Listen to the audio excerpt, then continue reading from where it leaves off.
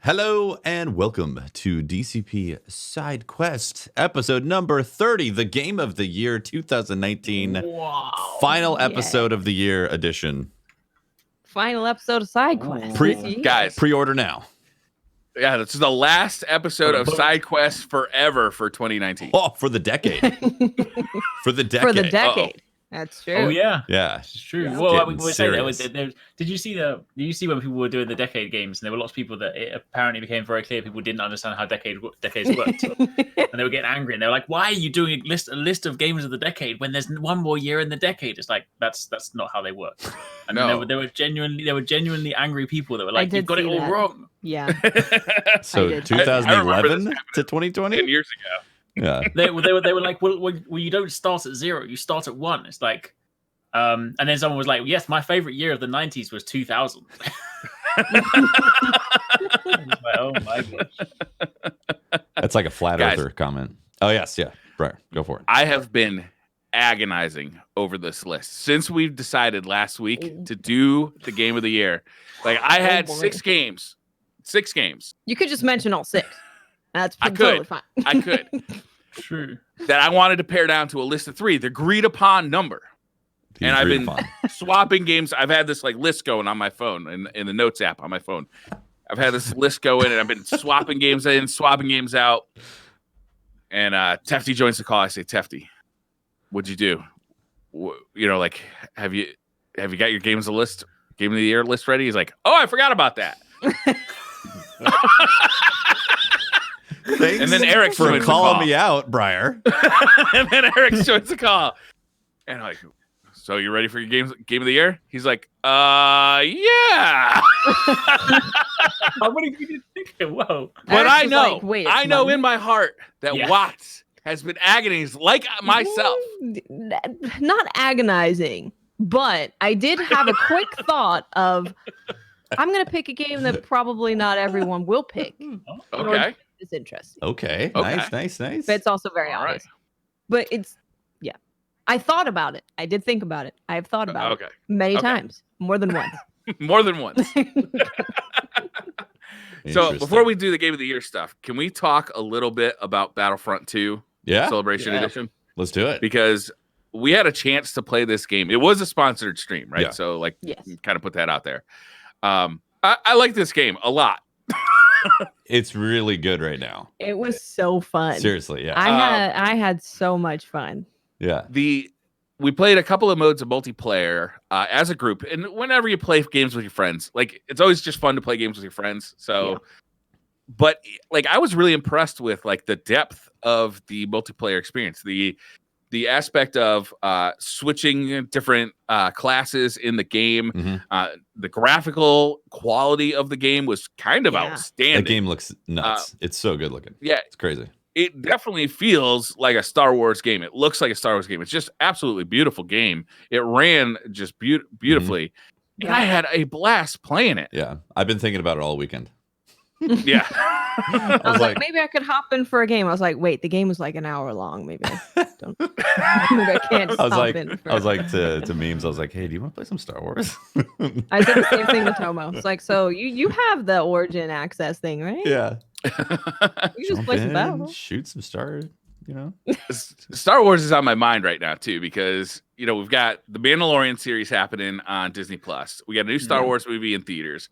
I just recently completed Jedi: The Fallen Order.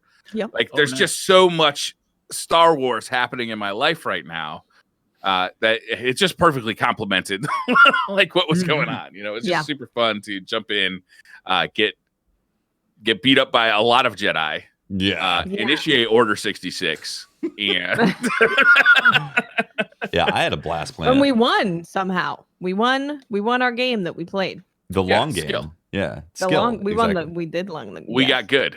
Yeah. We were droidicas. We definitely got better. Still not enough Jar Jar Binks for my liking. Oh, you need Jar Jar in there? Yeah. I think there's Yeah. 0 Jar Jars.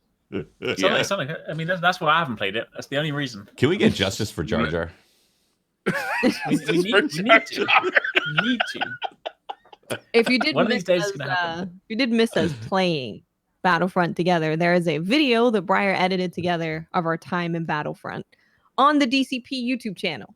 Yeah. So if you want to go check that out, it's got all of our perspectives, so you can catch up on what happened. Yeah. Yeah. It's good times. Gameplay starts around 10 minutes into the video. Shenanigans.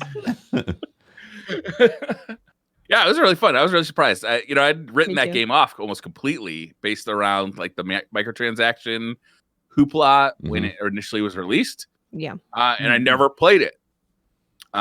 So jumping into it was a completely fresh experience. I was like, wow, it's actually a really fun game now. They've also Yeah, super been fun. slowly updating it over the course of 2 years with new content, new drops, new DLC things. And if you do have access to Origin Premiere, you get all that.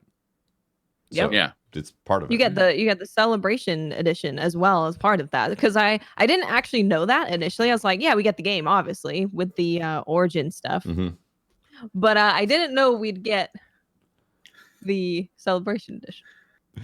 Tobias is showing his cone No. on Watts' screen right now for The our audio code has listeners. appeared that everyone stopped listening. Oh, dear. The Tobias cone of silence. Like, why are you laughing at me, human? Yeah. In addition to that, I actually had a chance to play a game that Eric, you mentioned last week, and I had heard it was basically like a 2D Dark Souls, and I had parroted that opinion when you asked about it, but it was Blasphemous. Yes. I actually downloaded and checked this game out. Did you check it out yet? So it's literally, so I've written my list in front of me of games that I'm going to be playing over Christmas, and I've just finished Pokemon, so it's next on my list, so I'm about to start it. I gotta say, I am incredibly impressed by this game. Really? It's got a nice art style, right? Tell me It's about got a this game. 'Cause beautiful I'm art all style. about I'm all about these games. It's a of it. 2D game in the style of Castlevania from like the old school, right? Like if Castlevania 4, if the world had continued and everybody had like made a Castlevania 5 in the style of Castlevania 4 on the Super Nintendo, like that's kind of like the art style that would have gone, but it's much more hardcore in like a 90s metal goth kind of way. Whereas like there's a lot of blood, there's a lot of like religious a lot of religious stuff. Iconography. And it's like it's really like it's kind of like badass in that like drawn in my notebook 13-year-old kind of way where like like when you execute a guy, there's like a certain way you can execute people, and you kind of like you'll like slice their head off and blood spurts all over the place. There's like this boss with like a snake and a baby, and if the baby grabs you, tears you in half. The animation is just absolutely gorgeous. The game plays like pinpoint precision. It's all about like trying to stay alive, managing your life bar. You can upgrade your character, but it's not like Metroid where you upgrade your character to access different places. I think pretty much the whole map is basically available to you as soon as you start the game up. You're not going to get like you're not going to be able to turn into a ball to access a new place, right? If you can kill enough stuff to get there, you'll get there, but you can upgrade your character as far as like the damage you do or the damage you take, that kind of stuff. It's really a beautiful game. It's very difficult. I find it very difficult anyway.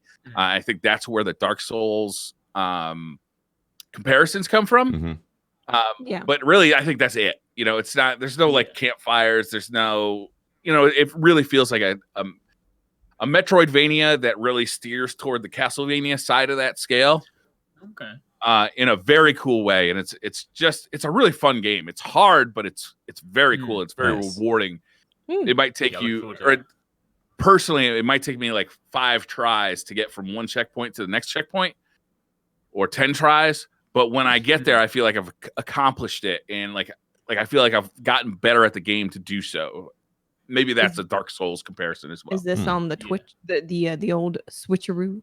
It's on a Switch. I have it actually in 2 versions. I got a free code for Steam and played about 5 minutes of it, and I said, "Is this available on Switch? Because I'd rather be playing on Switch." And went and bought it on Switch. Nice. That's cool. Yeah, it's very I'm good. looking forward to playing Yeah, I that. have to check that Definitely, out. Cool. Anybody Also, else been playing anything they before- want to talk about? Yeah. Before we begin the Game of the Year thing, did you guys see that Puma have released Gamer sock shoes. Oh, I I heard did. about this. I did. Adaptive this up gamer right now. footwear. And I have purchased them. I'm wearing them right now. So if I'm more efficient during this podcast, it's clearly working. Yes. Can you show them to us? I can. Yes. They look like this. Whoa. Those are like Okay. small shoes. They're basically barefoot shoes. Yeah, barefoot shoes. So they like barefoot shoes. And I'll be honest, I bought them mainly because I was like, well, then I can basically just use them in the gym. So yeah. But then it's funny because it came off on Twitter, and at first I mocked them. I was like, "Ha, gamer socks! Ha, what idiot would buy these?" And then I saw them again. I was like, "They're available to buy now." It's like, and then I was like, "Okay, I've purchased these because I want to find out what they're like." And they arrived, and I'm like, "Well, they're quite comfortable. They have a sole in them. They have a hard sole, so they're basically like slippers." But I can go out because like if you wear the typical indoor slippers, right, with like no sole on them, and then you have to go out to like take the rubbish out, but it's like been raining. You're like, what do I do? You're like, oh well, I'm just gonna go out anyway. Then you ruin your slippers. So now they're functional. So it's like, yeah, It actually sounds like a good idea. These are some good house shoes. Yeah. Exactly, right? I mean, the funny thing is there's the stupid marketing spiel, right? Because they've created these because they've also got a gamer chair, which is basically like a rocking chair. Some people have called it a weird love chair, which is weird, rather strange, right? But the weird thing is when you I just keep getting more interested in this chair. Yeah. But when you mix them together, they really kind of drill down the marketing thing. They're like, oh, basically this is designed between like you can switch into like attack stance with these shoes, and basically this is where like there's a game where like you lean forward, like your arms are on your knees, and you're like. And they're like, but then you can switch into defense stance when like you're leaning back and you're kind of, and they're like, they've got all these different profiles for how you can like how the shoes are supposed to sort of adapt to your attack and defense stance. I'm like, my dude, don't try and sell it like that. Basically, they're just nice, comfortable sock shoes that you can wear inside the house, or if you go to a tournament, you can kind of sit there. You don't have to wear like big, bulky shoes all day. And they're breathable, so I'm gonna test them over the next few weeks because like I've now officially finished making videos for the year. So any reviewers have to wait until the new year, but I'm quite liking them so far. Nice. It seems like it's so you're a gamer and you don't go outside. So here's a shoe you can wear inside, but also go outside if you like sort of need to without changing shoes. Exactly. Perfect for gamers. That is hilarious. These may upset my Crocs from their daily use. You gonna retire your Crocs with these? Well, let's not. How much are they in US dollars, Briar? I know you're looking them up. I think they're about $100 US. That's not bad. $100 for slippers. It's not too bad. For adaptive gamer footwear. please, you must. They adapt to your environment. Exactly. I was trying to find the marketing spiel because it was just too funny when I read it. I was like, somebody in the boardroom is like taking this really seriously, and there's like, but still, yeah. So that's what I'm currently testing. This is amazing. I'm ordering it now. Do it. We can all just be like gaming ninjas with like these little weird ninja shoes. It's hilarious. Oh my god. That is great. Yeah. I remember those the Vibram sneakers that have the individual toes? Yeah. Yeah. I ordered those one time and my wife made me cancel the order. She said, "You will not wear these." I wonder if these would be the same sort of thing. I have one of those like they're like that, but they don't quite have the individual toes, but they have the shape for the toes because I bought them as like lifting shoes. So yeah, but they were cool. Nice. Yeah. That's cool. Hey, over the weekend, I saw Star Wars. Whoa. I saw it on Friday. Wow. I have not seen it yet. Yeah. No spoilers. No spoilers. No spoilers, obviously. I thoroughly enjoyed it. I walked away. I had a good time. Yeah. Yeah, it was a fun experience, and I kind of want to see it again. Yeah, really? Yeah. I do. Briar's That's great news. Let me tell you why it's bad. I haven't seen it. I'm really looking forward to it. I really liked the first movie in the new series. Like, I really liked it. The second movie, like, I had issues with, definitely. But J.J. Abrams is back in charge. I've got high hopes. I know he's got some work to do to kind of, I've heard that he's trying to retcon some of the stuff from the second movie to make it fit more in the Star Wars universe or his version of the Star Wars universe. But I'm a huge fan of J.J. Abrams. Yeah, he knows how to tell a story, and he knows how to pitch Actually, he knows how to do a movie, is what it is. He knows how to keep action going. You could definitely feel the J.J. Abrams effect in this movie of keeping the pace. And there was a lot that they go through. I totally understand. How many lens flares in the movie? And during the battle scenes, there's a lot. A lot of lens flares. And I'm not disappointed because they looked freaking amazing. I will say keep an eye out for a character who's probably like my favorite character. Oh, I know who you're talking about. Yeah, that character was amazing. Better or worse than Baby Yoda? Ooh, I think they're currently battling it out on the internet. On par. For a number of spots. Yeah, they're on par with Baby Yoda? Yeah. I have seen many battles. Wow. Yeah. It's a great You know, character. one of my kids told me that he hates Baby Yoda. Did you chastise your kid? I've told him he has to move out immediately. I don't know what else I can do. Get a job, get an apartment, don't come back for Christmas. Right? Goodbye? Fully embrace the dark side? Baby Yoda hasn't even done anything worth hating. He's just kind of sat there drinking some soup and just like hanging out. Pressing some buttons. But see, this is what I don't understand. You see, like everybody loves Baby Yoda.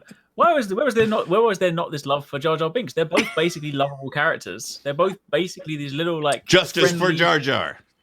I know, right? That's an interesting take. I know. Like, I mean, look at them. They just sit there. They're both harmless. They're both fun, lovable characters, great personalities. Honestly, like people are just there's double standards. I hate it. Double standards. I didn't have the hate for Jar Jar Binks that is so prevalent on the internet until they made him a senator, and I was like, "You've gone too far." Senator Jar Jar. Yeah. Yeah, it's awkward. Definitely, there's no denying that one. Yeah. Star Wars movie, I'd say entertainment-wise, very, very good. Maybe if you think about it a bit too much, you might find some problems. But I think overall, as a viewing movie experience, is very enjoyable. I can't wait to see it. We're gonna go either on Christmas Day or the day after Christmas. I saw it on the IMAX, and it did not disappoint.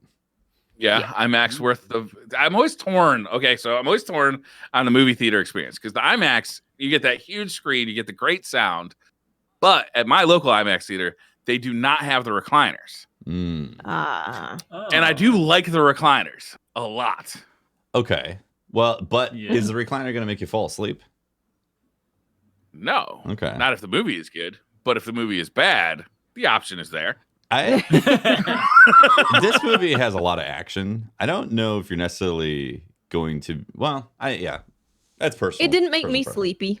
No. And I was I had a jacket on me reclined all the way back in my seat. So yeah. So you went the recliner experience. I went with the dine-in cocktail reclining experience. Whoa. Nice. Fancy. Nice. That sounds nice. Yes. Yeah. Yeah, it's a very entertaining movie. I totally get it if there's some things you want to pick apart story-wise. Sure. You know, you can't please everyone in that storyline, honestly, right? Like there's always things that can go different ways that people would prefer.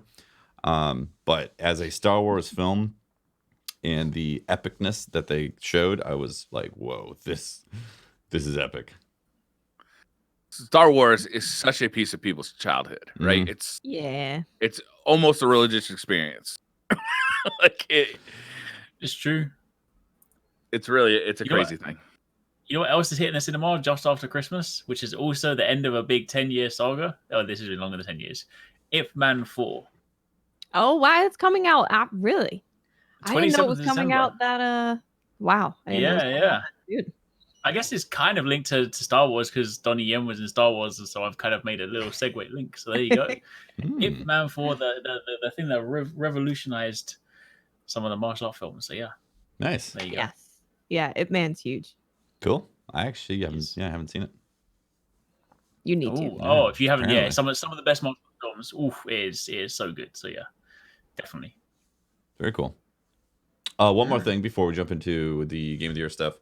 I got to play the Borderlands 3 DLC, and it was actually really good. How was it? It was really good. Yeah, it was a lot of fun. Yeah, it didn't have any of the clips. This is a story-based DLC. Story-based DLC. It's you go to Handsome Jack's casino. Moxie wants to take it over, and that's the premise. And they introduce a bunch of great Borderlands characters that I thoroughly enjoyed. Yeah, it was great. They also have like 20-something new legendaries that you can go and find between. Yeah. So there's some good stuff in there. Yeah, I mostly just did the main story. It took me about 5-6 hours.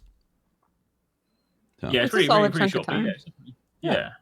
I think it's definitely the story chunk that I've enjoyed the most in Borderlands 3 because, as you said, like it was Sans Calypso twins. Yeah, there's They're basically like not a single mention of the Yeah. Calypso twins, which is great. No. exactly right. Yeah, That's not going to break too many hearts. Yeah. Calypso who? yeah. They're like, this is great. No Calypso twins. This story is so good. Wow. Did you get the ion cannon during your playthrough? I did get that. That was nuts. The best thing in the world. It was like so good. Yeah. I just like pull the trigger and like everything's dead Yeah. in one shot. Charge and Like, hold golden rocket gun, launcher that just obliterates. Yeah. You guys kind of know my complaints about Borderlands 3. Do you think it's worth me playing DLC? I think you'll enjoy the DLC.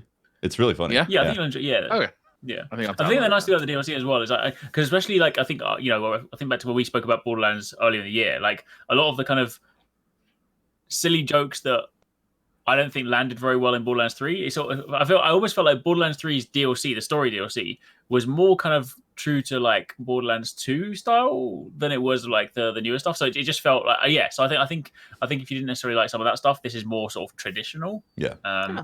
So yeah, I quite enjoyed it. Cool. And it's only a short chunk, so you could always kind of jump back in, enjoy it for like 5 hours, and be like, yeah, got my fill, done. Yeah.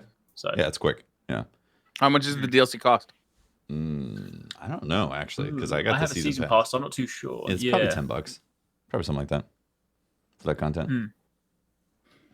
All right, Yeah. should we do it? Let's do End of it. the year? Let's do it. So Game this is our personal games throughout the year that we thought went above and beyond the Yeah. entertainment values or something. Yeah, for my picks, I didn't pick what I thought was like the most technically brilliant or the most artistically brilliant. I just picked my favorite games, like Yeah. the games I had What the you most had fun. the most fun. Yeah. Yeah.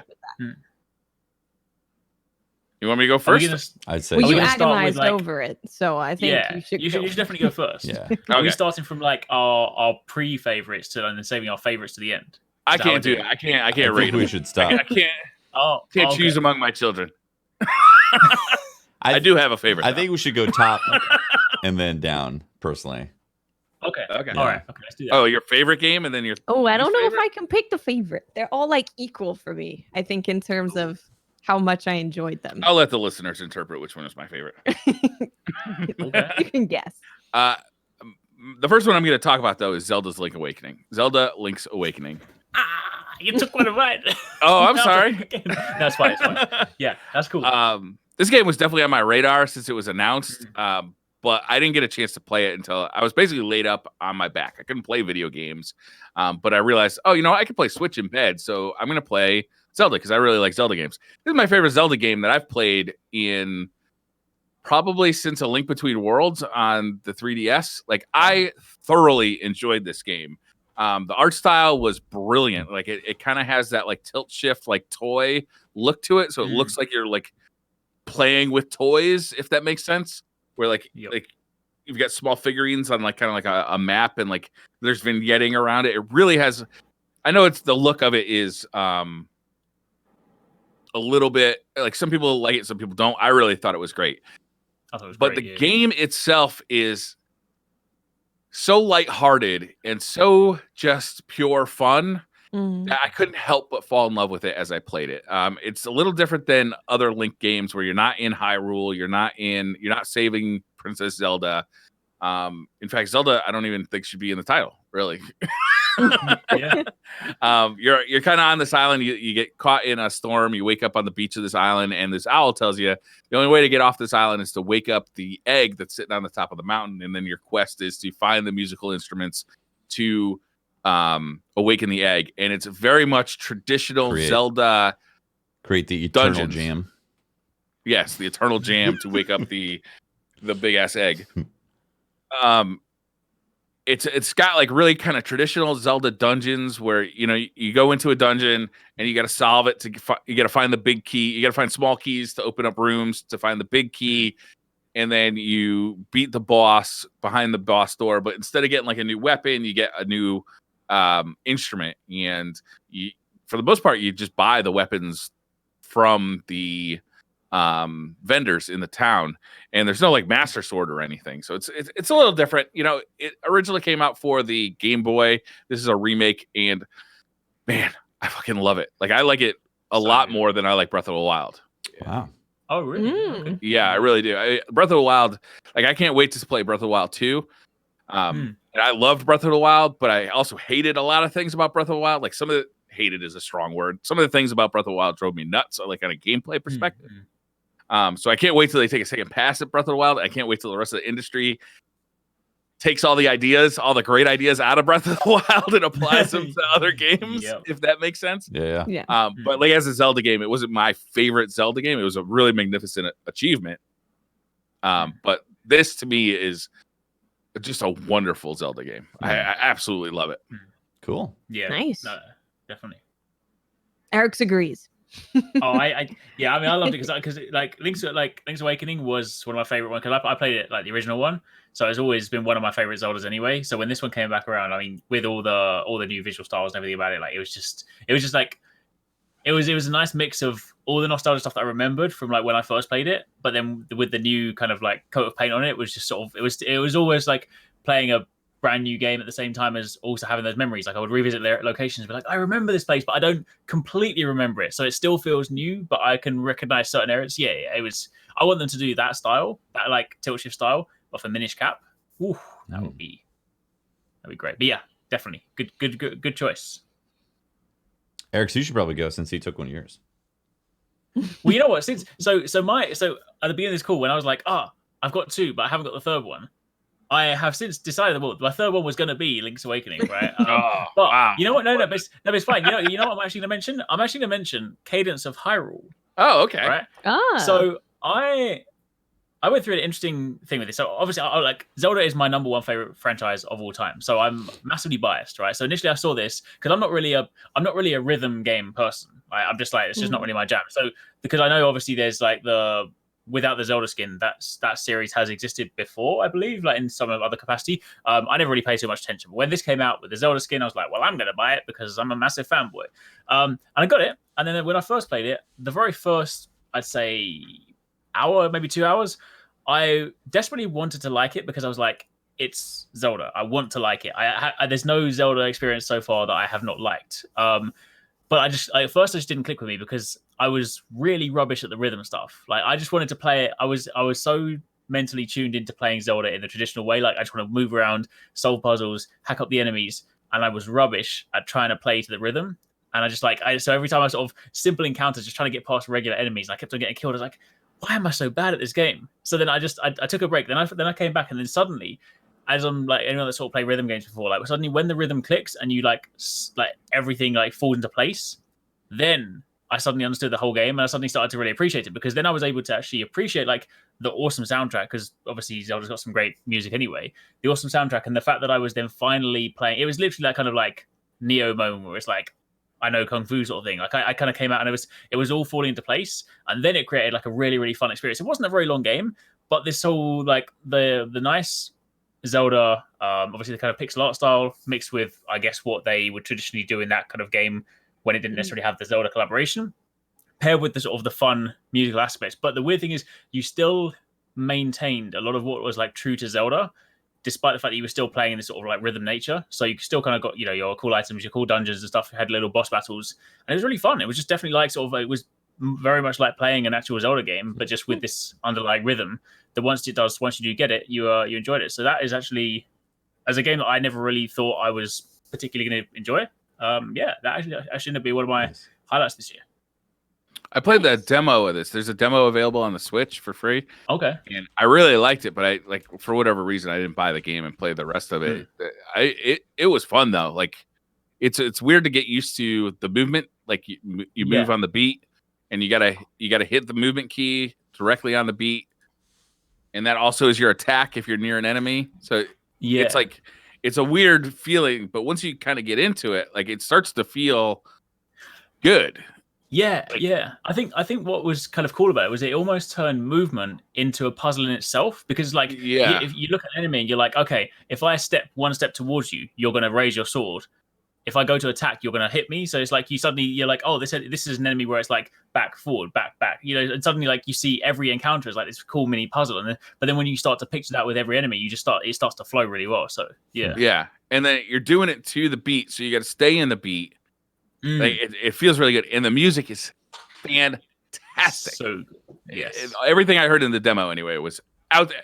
It's all remixes of Zelda songs that you remember, and they're really good remixes. I was looking to see if it was available on Spotify, and I don't see it, unfortunately. I was hoping that I could just listen to the music. That'd have been good. Okay. Okay. I mean, me and Tefty, I think, share quite a few. Do you guys think you're going to go 3 for 3 the same games? No. There's definitely one that's different. Yeah? Yeah, at least. Yeah. Okay. All right. Go Are we going to for start what? with the different or the same? I don't know.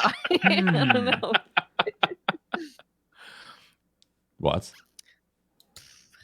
Well, there's two that I think might be similar. All right. Okay. All right.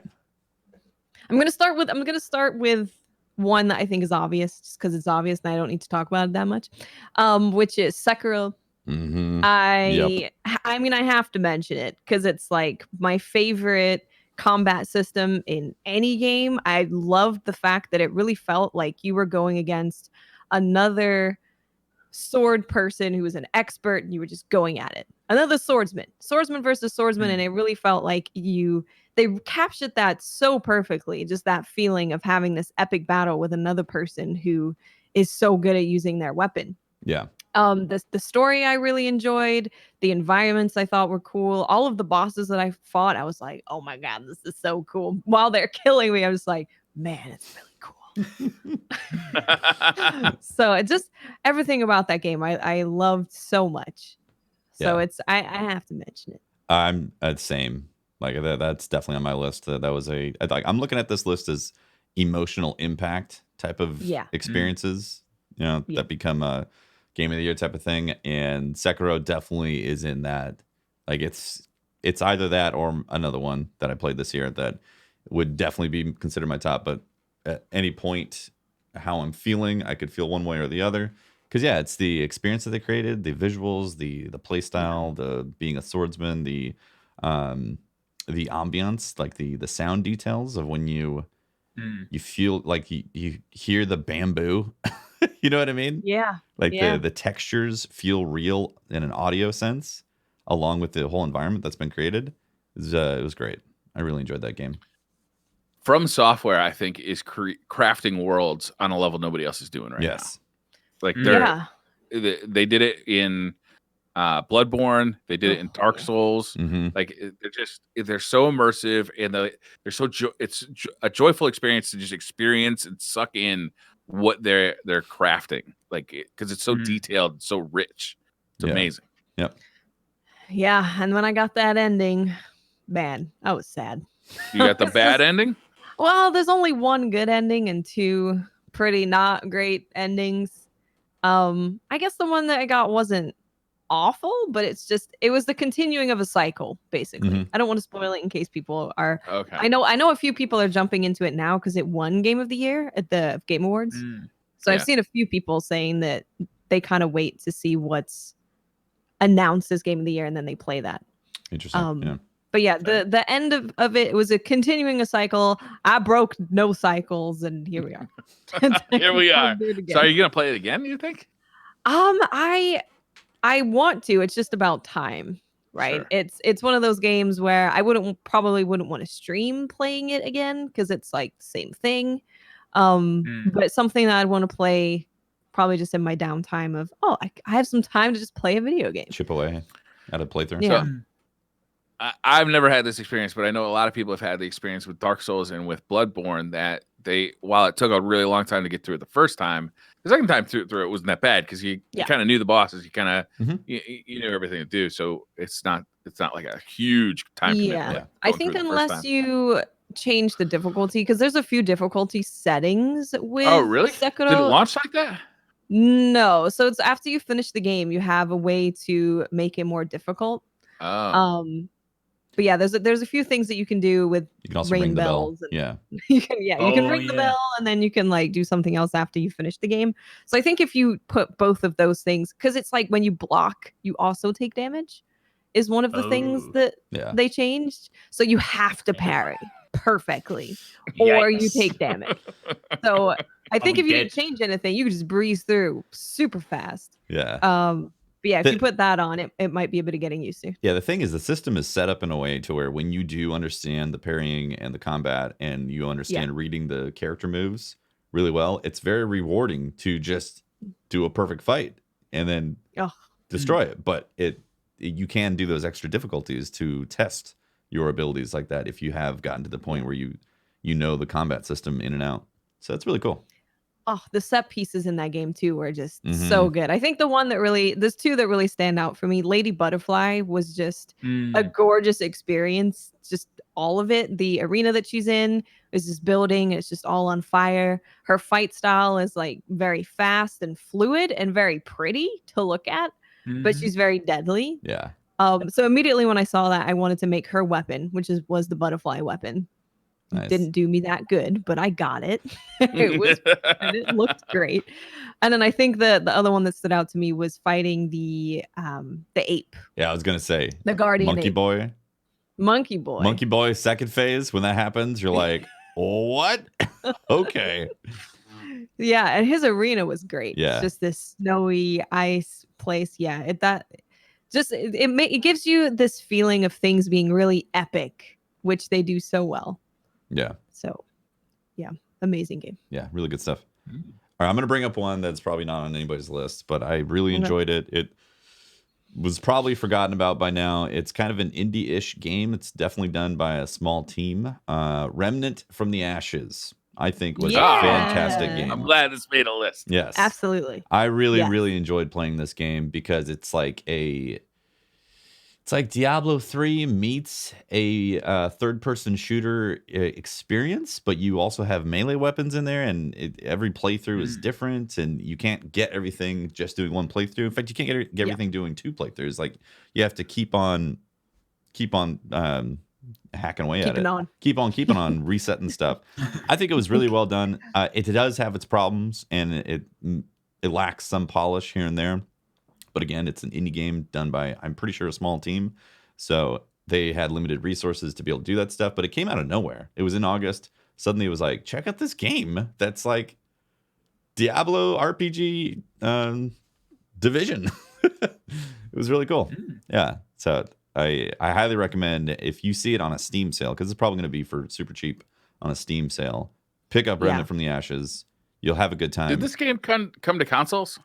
I feel like it did come to consoles. I don't remember though. I think it did. Yeah. I think it did. Yeah. No, go ahead, bro. I love this game too. Me and Watts actually had a chance to play it multiplayer. It was a lot of fun to play that way. Which I'm always looking for, like a good multiplayer game. I can't wait for Remnant 2. Yeah. Because it reminds me a little bit of the first Assassin's Creed, where they had so many great ideas. I can't wait for somebody to throw them a truckload of money and say, "Here, now make your dream come true." Like, make it beautiful. Because to me, it wasn't the best looking game in the world. Yeah. But like, if they had more time, more money, like I could see this being just a mega hit. Exactly. A mega hit. Yeah. Yeah, it's a game that really surprised me. I saw it and I was like, it seems like a gameplay that I'm interested in. There's these bosses that you fight, and it's a little bit on the more difficult side, and you can customize your character, and different playthroughs give you different weapons, different decisions, different ways that you kill enemies, rare give bosses, you different rewards. Right? Exactly. Yeah. So I was like, definitely, but I don't know how much I'm going to like it. Obviously, it's this company making this game where they don't have a ton of backing financially. But I was impressed so much throughout the whole thing. The shooting feels great, which that's normally the biggest issue with companies that don't have huge backings, is things just don't feel very smooth. But shooting felt great. Movement felt great. Really enjoyed all of the story stuff. I enjoyed the environments. I think is where people probably see it fall a little bit, because it's kind of generated. It's not perfectly, crafted like a Dark Souls game. But just across the board, thoroughly impressed me. Really enjoyed it. Finished it and loved all of it. Yeah. Yeah. Really seconded on the shooting feel. It felt amazing, and that's not easy to pull off. Like you said, especially on a third person game. Yeah. Exactly. Yeah. Yeah. They did really well. Yep. All right. I'm going to go with my next pick Yeah. I was just to say, I hope if they do another one, they make it 4-player co-op, because the only reason I didn't play it is because like there's 4 people on our team, and then the 3 guys were streaming, so they played it as a squad, and I was like, I don't have time to play this, and there's no room in the squad. So yeah, I did it really cool. The next game on my list, in no particular order, is Metro. Yeah. I was blown away by this game. I initially What came a to gorgeous game. Yeah. Oh yeah, I think it's one of the best looking games ever made. Like you said, it is gorgeous. It's crafted with the love of a From Software game. You know, like it's got like a detail level kind of like that. Like the weapons are like hand built, like, so you don't have any like normal weapons, right? All the weapons are kind of like strapped together by whatever they can find to use as weapons. Yeah. This is the first time the Metro world has gone into this like kind of open world setup. It's not truly open world. It's more like a hub based open world. But it was really fun to explore these open worlds and kind of find out the mystery, because each one kind of has this like, what's going on here? And then, oh, this is fucked. Yep. And it was really fun to kind of like discover this. And then you kind of, one of the things that struck me was how well they did the interactions between like kind of you and the rest of like your companions. And like the game wasn't afraid to have you like just stand still and smoke a cigarette and have a conversation. You know, like it was just like a really cool feeling. Like it was really immersive in that way. That was like, I felt like I was Arteon. I felt like I was in this world. I felt like I was in danger all the time. I loved how, by upgrading my weapons, because ammo is really scarce in the game, but when you upgrade your weapons, that makes your ammo do more damage. So it allowed, you know, it kind of allowed you to kind of keep building this power fantasy a little bit. The monster designs were really good. This is the first game I played that had ray tracing, and even though it only ran at like 5 frames per second, it was absolutely gorgeous. I can't wait for the next round of graphics cards to come out so I can, you know, get some decent frame rates out of ray trace graphics. Like it's just, the game felt so finely crafted, and it was just such a cool and beautiful but also like horrifying world to explore. I absolutely adored it. Yeah, Metro games I've always really enjoyed. They do so well with storytelling. And I know the original story is based on a book, right? So they do have source material to work with, but they managed to create this world that, like you said, feels very enticing. You feel like you're a part of it. You really care about everyone in that world that you meet. And I remember one of the Metros I played, I ended up crying at the end, because it's just like, it's a dark world. Bad things happen. Right. And they do such a good job of getting you invested in that world that, This one had such a cool twist really at the beginning, too, that kind of like really changes up your view of that world. I don't want to spoil for anybody, but it was a very cool twist. Yeah, great game. Agreed. Really liked it. So next on my list is a little indie game called Katana Zero. Oh yeah. Yeah. I liked it. I believe I spoke about it earlier in the year, but this is such an incredible game. Like, it's not a very long game. You can probably do it in 4 hours, 7-8 hours, or maybe even less than that. Yeah. So it's not that long. But the thing that I love about it is it's like a martial arts film as a platformer, as like a combat platformer. So it's set in this like really cool neo. What's the phrase? What's the term for like that futuristic cyberpunky looking? I guess cyberpunk. It's sort of a cyberpunky looking Tokyo future. cyberpunk. But he plays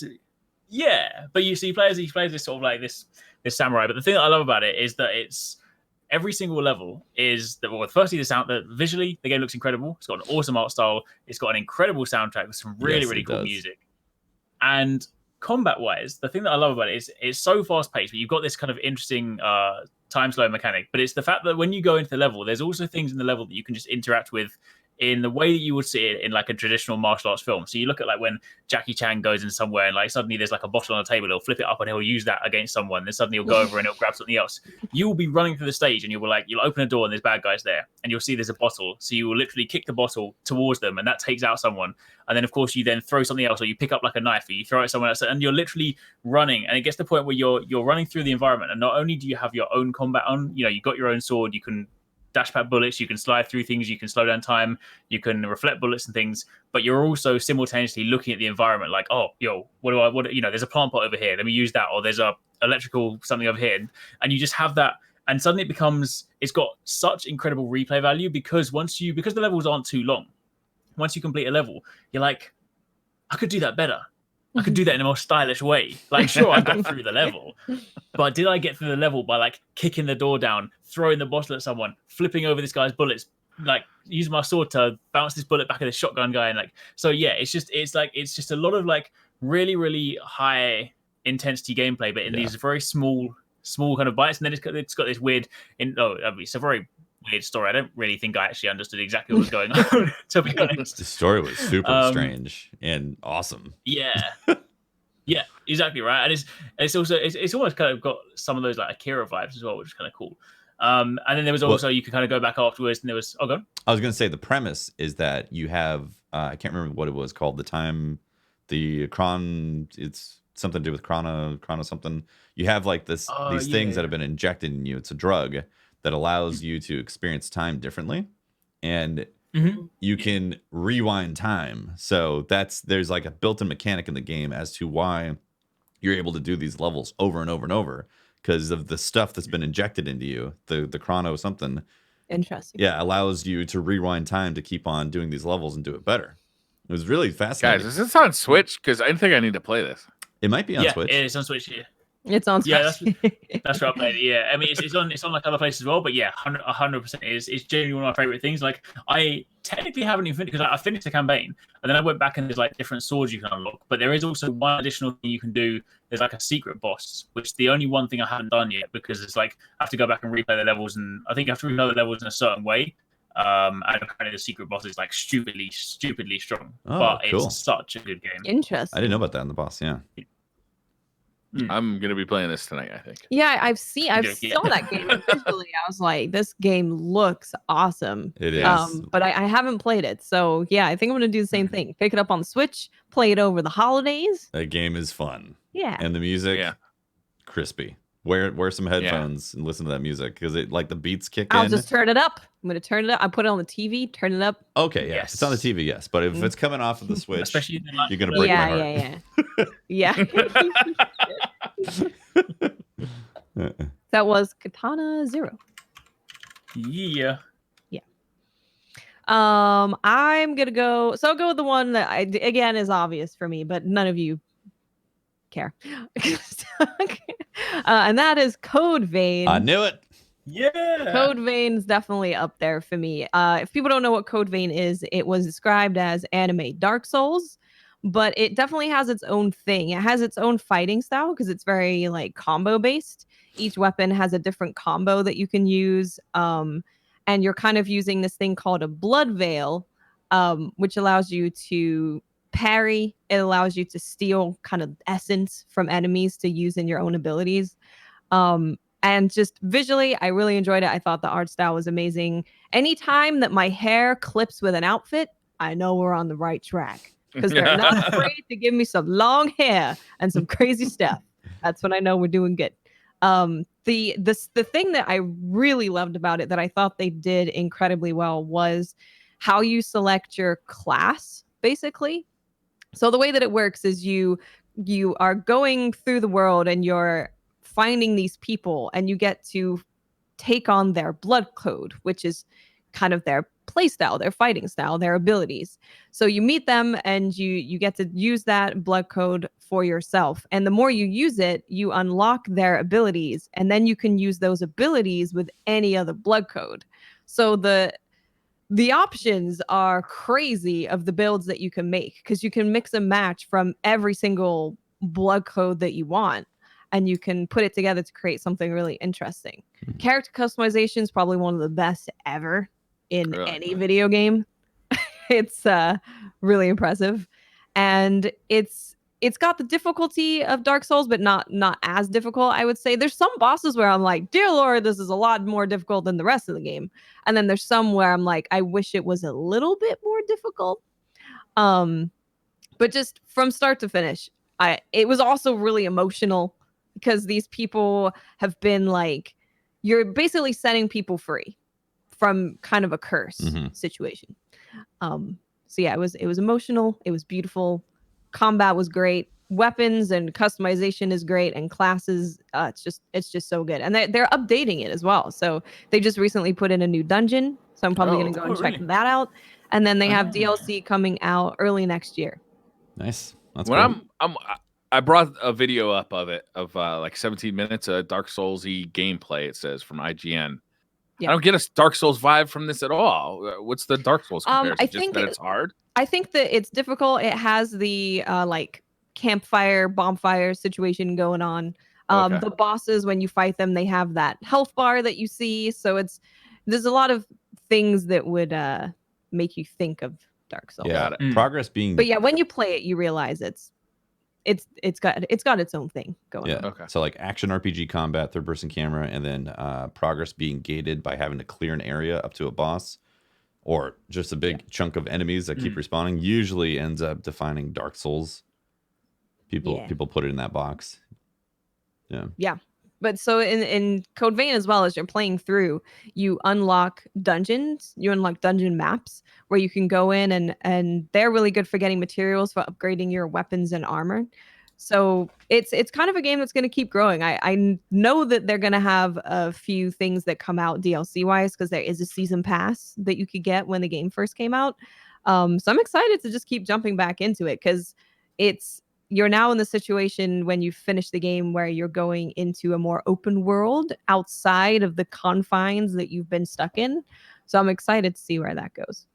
Cool. Oh, and there's the other thing I completely forgot about, which is stupid. So you can play this game solo, or you can bring along an AI companion with you. And initially I was like, I'm not going to bring along a companion. It's going to make it more easy, and I don't want that. But you get to learn about these characters, and that really makes you want to bring them along with you, because as you're playing with them, you learn about them, you learn about their story, and you're like, say a character wants to get revenge on something. He just took the whole microphone into the code. If there's a character that's like, I need revenge on this person, you're like, I'm gonna bring you and you're gonna get the revenge. I got you, don't worry. So it's nice. Yeah, I thought initially that I wouldn't enjoy the companion system, but I ended up really enjoying it. That's cool.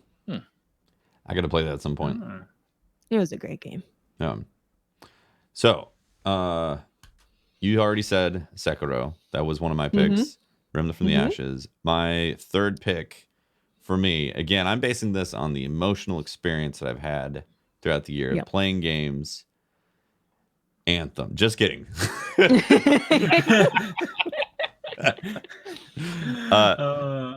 him. Got him. Poor Anthem. For real, on the real side, Death Stranding was an incredible game for me. I put 60 hours in that game.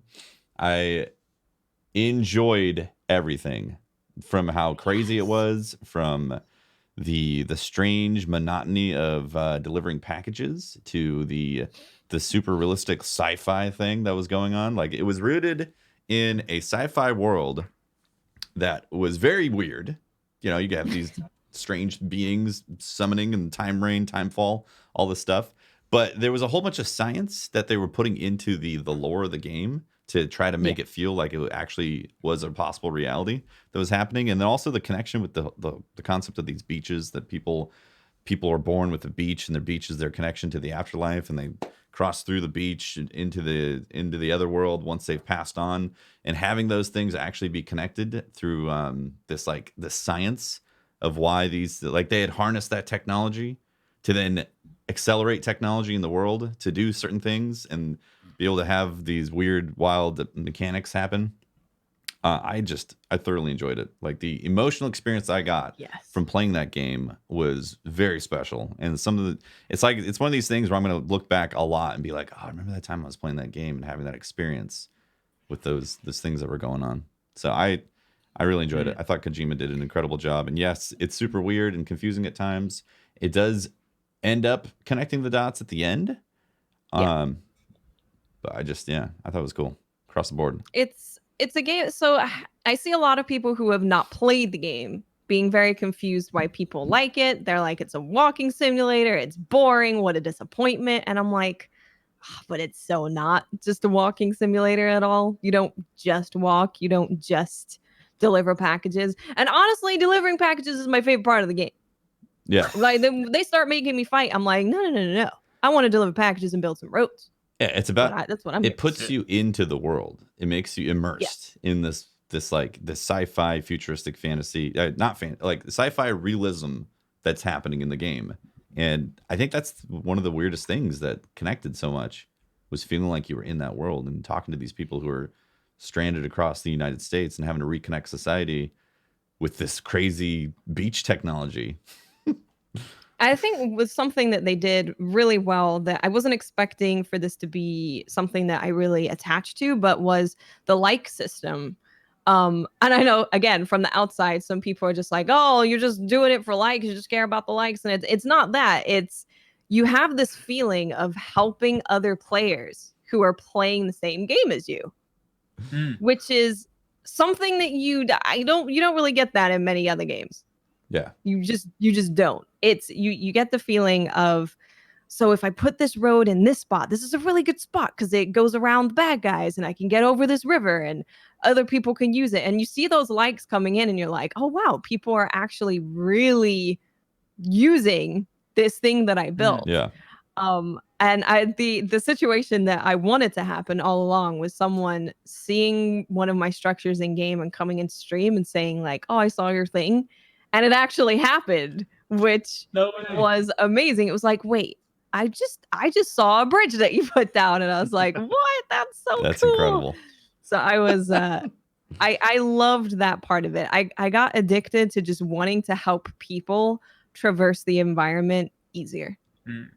Yeah. And that is why I'm very slow at completing this game, because I want to get all the stars for helping all the AI dudes get their packages and building their society back together, and I also want to help all the people. Yeah, so I clocked in about over 60 hours, and I could have easily pushed that to 100 plus if I wasn't streaming it, because I would have taken my time to do everything. But I knew as a streamer, you do have to kind of gauge, like, all right, we do need to finish this game. There comes a point where you're like, maybe I should push the story forward a little bit. It's been 4 days. It's been 4 days with no new story beats. Maybe we should do something. I'm thoroughly enjoying ziplines and roads, but I'm like, I guess we need to see some new story here. And the story was super fascinating. All the characters are fascinating. Yeah. Death Stranding is my other game, so you don't need to come back to me. But that's Death Stranding. You took one of mine, I took one of yours. It all works out. I mean, there's games that I think I need to mention just in that.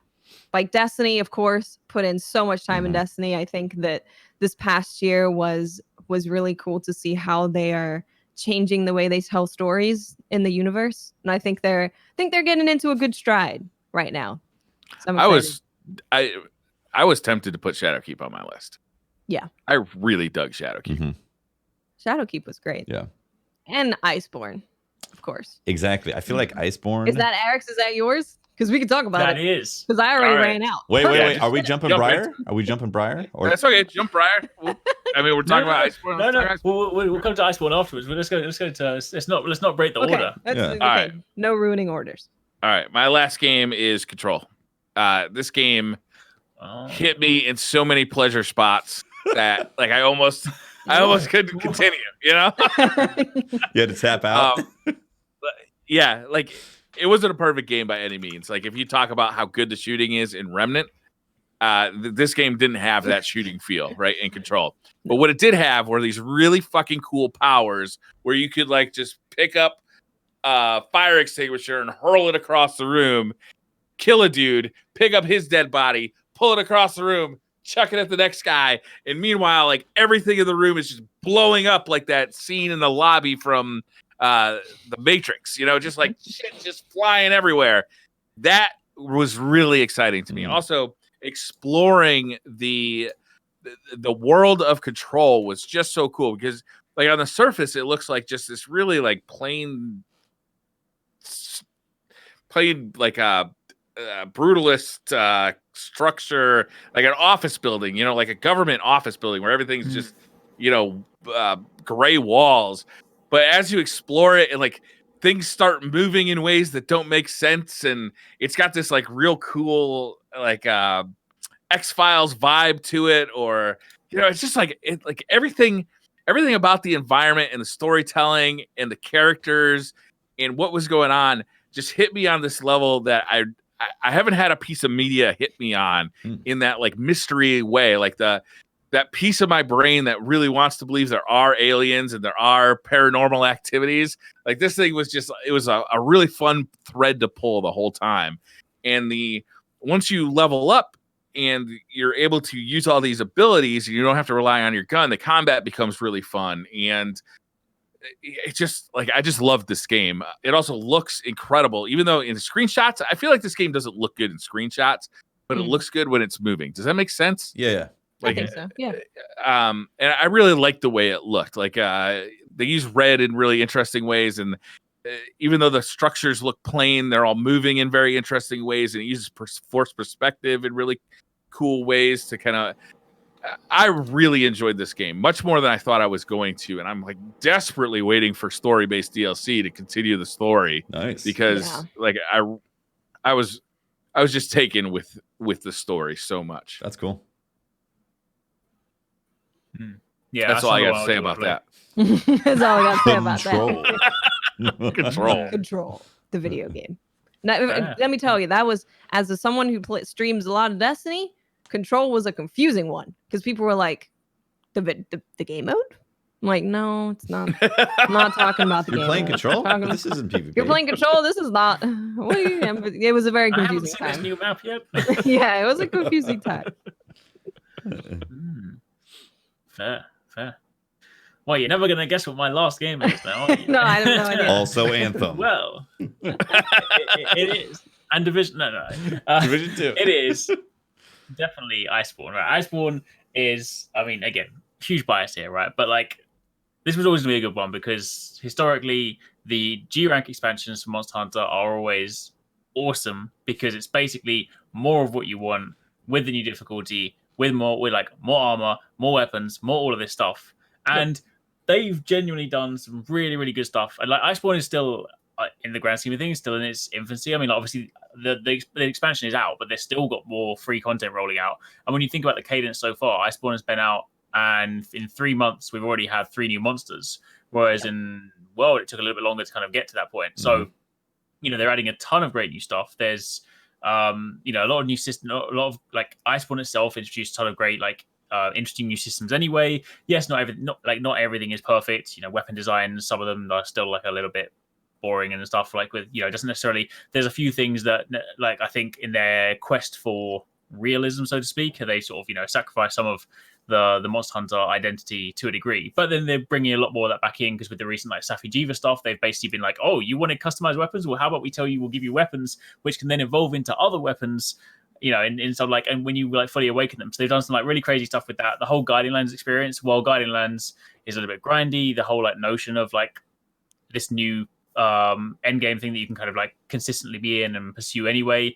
It's just like Iceborne with the whole Clutch Claw as well, adding in loads of new weapon stuff. The fact that they've yeah, exactly right. I mean, the fact that they've taken you had all the weapons that were in World when they were obviously there, they all got new moves anyway because obviously they were doing a big jump from handheld to console. But then suddenly introducing the Clutch Claw, introducing new combos, it literally just is everything you liked about World. And the fact that this expands on that world and that expands on that universe, the whole Monster Hunter World saga now from World all through to Iceborne is just such an incredible Monster Hunter experience. And the fact that Monster Hunter is now, I mean, admittedly it was more World that did that than Iceborne, but Monster Hunter now being Capcom's best-selling IP, it's good to finally see that franchise in a position where people know about it. It used to be in a position where I would say Monster Hunter and people are like, Monster what is this game? Whereas now people are like, oh I know that. It's I mean I love it. I think more so I'm sort of excited now to think about what's going to be next for them. Obviously this is, I mean, it's huge for them. So it's not even remotely crazy to think there's going to be some kind of PS5, Xbox Series X version. Ooh, nice. What's going to be World 2? What are they going to do then? New monsters, new weapons, new armor, new technology. It's going to be good. They Capcom always impresses me with Monster Hunter of how they manage to do what they do. because the updates that they bring it's not just throwing a new monster. They added like the volcanic region to the Guiding Lands, and they added the icy region to the Guiding Lands. And there's cutscenes that involve this monster, and it has a whole new slew of armor and weapons. And that is a free update that they're just giving you. And the whole Safi'jiiva siege is just insane, the amount of work that went into creating all that armor and the different weapons. Not only are there different weapons, but they evolve to look different as you level them up. That is so cool. Oh my god. I don't even know how they do it. But I think so something in Monster Hunter in general, but in Iceborne it was particularly this, is how they just capture like a whimsical, happy feeling with their environments. Like if you go and follow a cat doing its job, it doesn't just go somewhere and disappear. If it's carrying bread, you see it go into the kitchen, and then it starts putting it in the oven, and then it starts making new bread. And it's like a whole thing that all these characters are doing in the hub, which is really cool to see. You can zoom in on everyone. They are doing an actual job the entire time. It's not just some background stuff. A lot of love so and care. I think exactly, yeah, a lot of love and care goes into all of it. And I think it definitely helped with it being all snowy, so it felt all cozy, and it just had this really awesome feeling of being in that world. I just enjoyed being in the game. Yeah. And I think Guiding Lands it's kind of what you would expect a Monster Hunter to do, right? They just go out. You can spend 5 hours in the Guiding Lands just hunting everything, gathering everything. And it really has that feeling of, oh, yeah, I'm a hunter. It gives you, it really does capture that. So Iceborne, it's something that I still am playing all the time. Iceborne, I think, was an amazing addition that kind of blew everyone out of the water. Yeah, I've been waiting to jump back in like full on, because once I start, I don't want to stop. It's one of those type of things. Yep. And I know there's a lot of stuff to hunt, and just like you said, all the armor. I know was it Safi'jiiva that leaves 7th of January, I think, right? 5th, I believe. 5th. Okay, so maybe, yeah. Yeah, so I have essentially up to the 5th of January if I want to get that stuff before it goes away. I know it'll come back eventually, but still, it's cool to collect that stuff. I know there's a lot of grind involved, but it's fun because taking down the monsters is fun. It is. It's a fun gameplay exactly. loop. Yeah. I just sort of like. I just want to say I was really blown away with Iceborne, with what they did. It was like Monster Hunter World 2, but instead of being a whole new game, it was an expansion on top of it. And I was impressed. Really, really impressed with that. Yeah, exactly. I've been waiting for the PC version to catch up. Oh yeah. And I am dying for it. Like I'm waiting. I'm going to wait soon. But I'm really looking forward to it. No. Not too far though. It'll be interesting to see what they do with the cadence of like release, because obviously PT is always behind. But either way, I mean, you're gonna have a fantastic time with this, and it's cool to see what Capcom like listening. I mean, I know some people will be like, well, Capcom didn't listen to everything because they've still got like iron and bone weapons. Like, ignore all that. Capcom, like a lot of the stuff they've done, they've obviously taken on board, because like even if you look at like Safi'jiiva, for example, it's like the new Relic Farm, the thing that Call of Taroth used to be in World, but that used to be a really long RNG based grind, whereas like now there's obviously RNG elements to Safi'jiiva, but the whole weapon evolving and upgrading system has been drastically improved to the point where you can actively pursue something you want versus doing a 40-minute hunt to potentially get nothing. So there's lots of like small like quality of life things they put in place, because they're just like they're clearly listening, right? So it's fantastic. I can't wait to sort of see what they said this to me for like a full year of support like they did with World, so we've still got full year, basically 9. Wow. Yeah, so we basically still got like potentially 9 months worth of stuff. I mean, they may well slow down the cadence as they get towards the end of the year, so we might be getting like something new every couple of months, but still there's potentially 9 months worth of stuff. That's impressive. It really is. Yeah. It really is. I think anytime I brought it up to people who work in the games industry as well, they're like, I don't understand how they can afford to put out all this stuff for free for a year, even though it's their biggest selling thing. It's a lot of work and money to make the stuff that they make. So everyone's just like, no idea. Don't get it. Doesn't make sense. It's great. Yeah, they do so good. I thought there's some really good games on your lists, and I am going to download and play. I'm really looking forward to it. Unfortunately, there's just not enough time in the year to play everything. Yeah. There's not that. But I mean, there's some really good stuff on these lists that I haven't played. I can't wait to to jump into it. One game though, I know that I already did 3. It's And okay. the only reason it didn't get on my list is because I was for sure somebody else was going to mention it. Was Resident Evil 2. Oh, that was remake. amazing. Yeah. I really thought that was fantastic. I don't want to talk about it a ton because I know we're running short on time, but I thought that was a fantastic remake. And it also reminded me, like, Capcom is on this like massive upswing right now. Yeah. This year, like, they're really, it reminds me of the Capcom of the 90s again, where they're just like hit after hit after hit, just banger after banger, man. Like, Resident Evil 2 was phenomenal. I really enjoyed that. I didn't put it on my list because it was a remake, even though it totally could have been there. But like, that's incredible. It makes me very, very excited for Resident Evil 3, which is coming end of March, early April, which kind of butts up right next to Cyberpunk 2077, which is going to be mid to late April. But it's like we're going to have Doom Eternal, Resident Evil 3, Cyberpunk 2077, and potentially Trials of Osiris being released at some point. And Final Fantasy. And Final Fantasy as well. Yeah, that's right. And Marvel's Avengers. Nice. Oh my God, that's right. Yeah. We got another September on our hands. We But do. it's March. Yep. / April. Sound the alarms. It's another September. I was supposed to be going on holiday. Not anymore. Spring's going to be a busy time. Yeah. Oh my God. I think with what Resident Evil, the remake did of Resident Evil 2, which was really cool, is if you had played the whole game and you loved the game, you played it 100 times, there was a reason for you to jump into this game because they changed so much about it. So much, whether you were brand new, you could go in and be brand new, and that's totally fine. Or you could go in having fully played everything because it was different. So I think what they did with Resident Evil 2 is what I would like to see remakes be in the future. You know, where you keep the magic of what the original game was, but you switch it up and make it interesting and make additions that are interesting. And it's even just they've got such little things in that game that I appreciate so much. Like when you're reloading your gun, but you have your flashlight out, she holds her flashlight like under her chin. That's great. Which is just like such a cool little detail, but it's those things like with Monster Hunter, right? It's those little things where you're like, oh man, that's actually I love the mechanic of the ink cartridges, like that you have to find an ink cartridge somewhere to get and put it in the typewriter to save your game or a VCR, whatever it is. Like I think what was in Resident Evil 2? Was it ink cartridges? I feel like it was ink cartridges, right? I think it was. Right? Yeah. I think so. Yeah, it might have been tapes. I don't know. But that concept, it's an old school gaming concept that most games have abandoned completely. That's the original Resident Evils had that as well. Yeah, exactly. Yeah. And it was ribbon. But seeing that in a modern remake, it's part of the charm of like you have to plan your saves and plan your resources.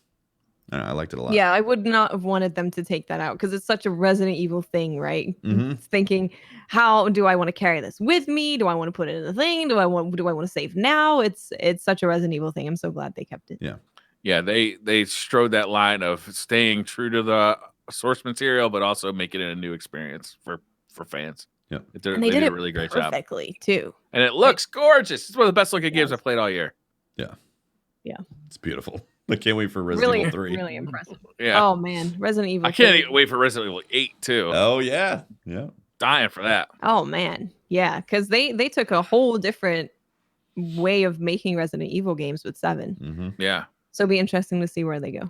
It's cool to have 2 different Resident Evil like series happening. Yeah. Like the old school kind of like third person and the first person in Resident Evil 7. Like I really enjoyed it. So can't wait. Yep. Cool. Should we wrap this one up? Is that the final episode of 2019? I think it might be. Yeah. SideQuest. It's been a good year. SideQuest. It has SideQuest been complete. SideQuest complete. It's been a good year, man. It really has been. It has been a good year. Yeah. You know, you think of in terms of quantity of good games, it's been good, but there's been games that are so good that have come out. Not just like, oh, this game is a good game. There's been excellent, superb, like 9 out of 10, 10 out of 10 games. So it's it's been a good year. Next year We have a ton of great games to look forward to, and the new consoles, which means loads of crazy stuff that hasn't New been announced consoles, yet. new decade, new games. Yeah. Did you guys also hear that the CD Projekt Red just finalized a deal with the writer of the Witcher series? Really? For more content? Nice. So like Witcher 4 all but confirmed. Wow. Oh my. Yeah. Wow. Damn. My gosh. Yeah. I had to change my pants after that one. I need to watch The Witcher over the holiday. That's what I need to do as well. Yes. Yeah, I need to watch the Witcher series. I want to jump into that. Yeah, there's a lot of great stuff to watch. I'm still finishing Did you Expanse. guys know that they had to keep fixing his armor in the Netflix His muscles series? kept 'Cause on his wearing. muscles were wearing out. That's amazing. That's incredible. I was watching the first episode. Me and my wife watched it together, and my wife just all of a sudden just blurts out, "This dude's a fucking beast!" Like he is huge. You're like, he's the Witcher, of course. I think they said he had to like dehydrate himself for 2 days for the bath scene.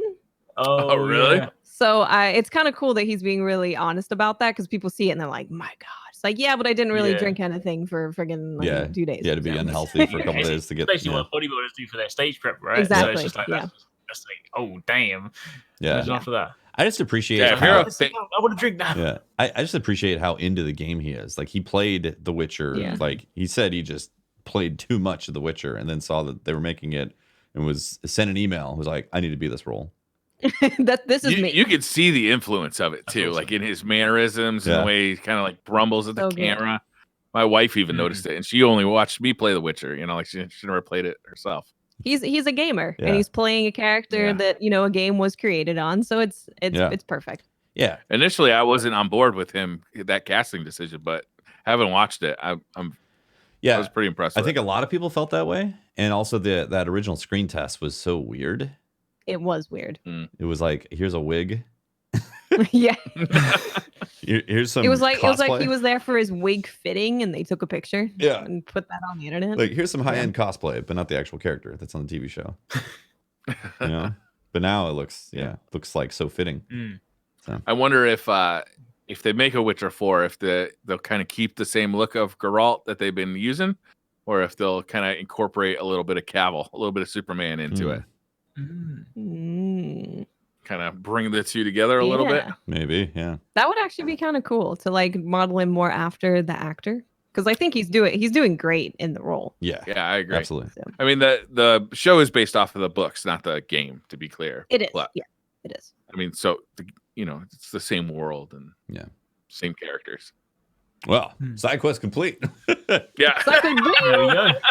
We got SideQuest from our SideQuest completion. We had the bounty ready to turn in, but we decided to do something else. Thank you very much to everyone who's watched and checked out the episodes over the course of the year. Really appreciate all the support on SideQuest. Thanks to all our Patreons. Thanks to all the viewers, all the listeners. Really, really appreciate it, guys. If you want to talk to me, you can @Teft on Twitter. And you can also catch my streams, twitch.tv/TeftyTeft. If you jump into chat and say some stuff, I'm usually pretty responsive on my streams, except when I'm doing a story-intensive game. Then I unfortunately have to ignore chat to give credence. Most of the time. To give credence to the story. Yeah. I am Miss 5000 Watts. Find me on Twitter, Twitch, and YouTube. Just look for Miss 5000 Watts. I'm Arix. You can find me on holiday for the next 2 weeks. So Nice, man. Enjoy your holiday. Yeah, and I'll be back in the new year. Are you going completely off the grid?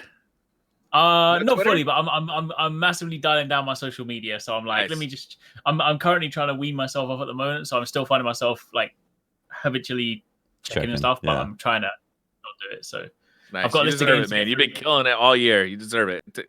I hope you have a really great vacation. Yeah, man. I'm planning. I'm working on it. I'm Rye Rabbit. You can find me on Twitter or apparently in Target. Hello, by the way. Target.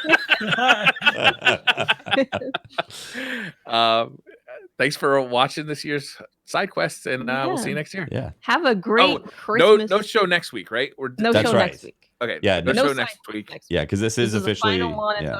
This is officially last show of the year, and we'll be back normal time once next year picks up. All that stuff, yeah. So once it picks up, once it gets interesting, once next year is like looking kind of cool, We won't talk about it. Be like, hey, Yeah. 2020. I'm going to spend the next 2 weeks playing all the games I missed from 2019.